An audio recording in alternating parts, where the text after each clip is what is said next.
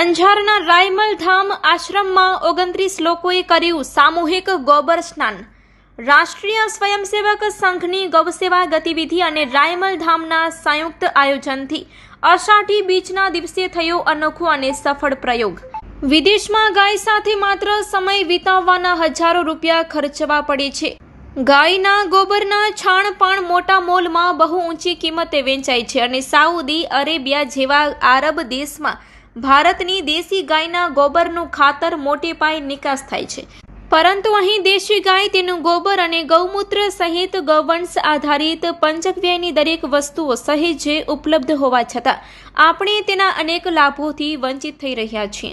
ત્યારે એ દિશામાં પરત ફરવા સંઘની ગૌસેવા ગતિવિધિ પશ્ચિમ કચ્છ અને રાયમલ ધામ અંજારના સંયુક્ત આયોજનથી કચ્છી નવું વર્ષ અષાઢી બીજના એક નવતર પ્રયોગ તરીકે સામૂહિક ગોબર સ્નાનનું આયોજન કરાયું હતું।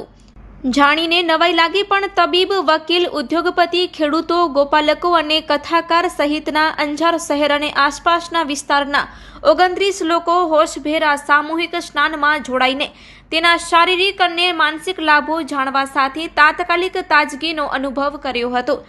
ગૌસેવા ગતિવિધિના સૌરાષ્ટ્ર પ્રાંતના સંયોજક અને 80થી વધુ ગોબર ઉત્પાદન સાથે તેના વેચાણ અને પ્રશિક્ષણમાં નિપુણ મેઘજીભાઈ હિરાણના જણાવ્યા અનુસાર ગોબર સ્નાન આયુર્વેદિકની પરંપરા પદ્ધતિ છે, જે શરીરની રોગ પ્રતિકારક શક્તિ વધારવા, ત્વચાને સ્વસ્થ રાખવા અને તણાવ ઘટાડવામાં મદદરૂપ થાય છે।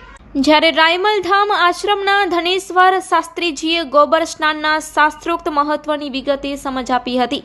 ગતિવિધિના સૌરાષ્ટ્ર પ્રાંતના સદસ્ય દીપકભાઈ પટેલે પોતાના અનુભવને આધારે જણાવ્યું કે ગૌ ઉત્પાદનનો ઉપયોગ આયુર્વેદમાં સદીઓથી થતો આવ્યો છે। આ સ્નાનથી શરીરની અંદર ગરમી ઓછી થાય છે અને મન શાંત થાય છે।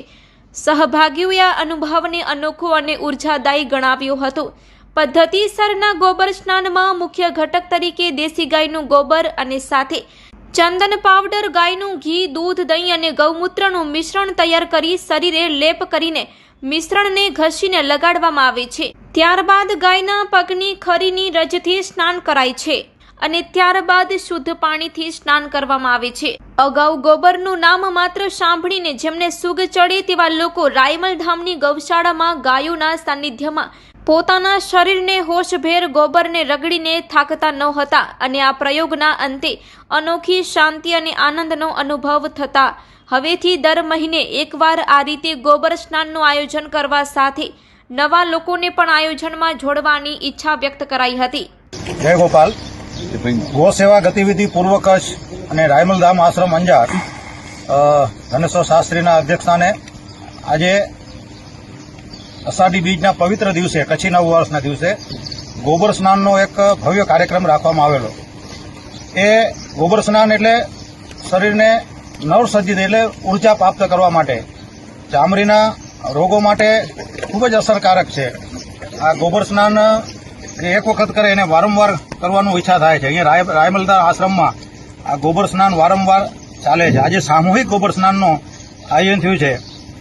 દરેક ગૌશાળા, દરેક ગૌપ્રેમીને નમ્ર વિનંતી કે ગોબર સ્નાન જો કરવું હોય તો દેશી ગાયનું તાજું ગોબર લેવાનું, એને વિશેષ સારી રીતે કરવું હોય તો એમાં ગૌમૂત્ર, દૂધ, દહીં, ઘી એટલે ગાયના પંચગવ્ય ઉમેરવાના અને સાથે ચંદનનો પાવડર, જેથી કરીને શરીરને તાજગી સાથે ઠંડક પણ પ્રદાન કરશે।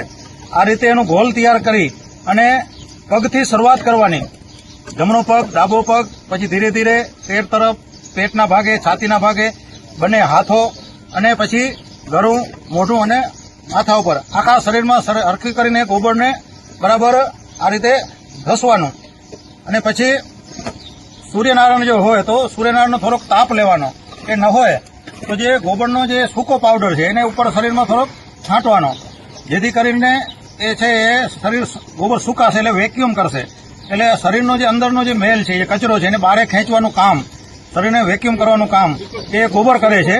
એટલે આવું અદભુત ગોબર સ્નાન એ દરેક ગૌશાળાએ, દરેક જિલ્લામાં આપણા ગૌ સેવા જે ગતિવિધિ છે એના માધ્યમથી અથવા જે ગૌશાળા ચલાવે છે, જે ગૌ સેવકો છે, આવા બધાએ નિયમિત મહિને કમસે કમ એક વખત જો ગોબર સ્નાન કરવામાં આવે તો એની જે અનુભૂતિ છે, એની જે તાજગી છે, એ પ્રત્યક્ષ જે અનુભૂતિ જે સ્નાન કરી રહ્યા છે એ આપણે જોઈ રહ્યા છો બધાના ચહેરા, અને અહીંયા બધાના સમૂહમાં જે ગોબર સ્નાન ચાલી રહ્યું છે એ આપ જોઈ રહ્યા છો. જય ગો માતા, જય ગોપાલ. પૂર્વ કચ્છ ગૌ સેવા ગતિવિધિ અને સદગુરુ રાયમલધામ આશ્રમ વતી આજે અષાઢી બીજના એક દિવ્ય પંચગવ્ય ગોબર સ્નાન રાખવામાં આવ્યું અને આપ જોઈ રહ્યા છો ખૂબ સારા એવા ગૌ ભક્તોએ આજે એનો લાભ લીધો છે. અને એ પણ અષાઢી બીજ એટલે કચ્છી નવું વર્ષ કહેવાય. અને નવા વર્ષમાં તનની મનની એક તાજગી અને તંદુરસ્તી રહે, સમગ્ર કચ્છને પણ એનો એક લાભ મળે, એના માટે એક દિવ્ય આ આયોજન કરવામાં આવ્યું છે.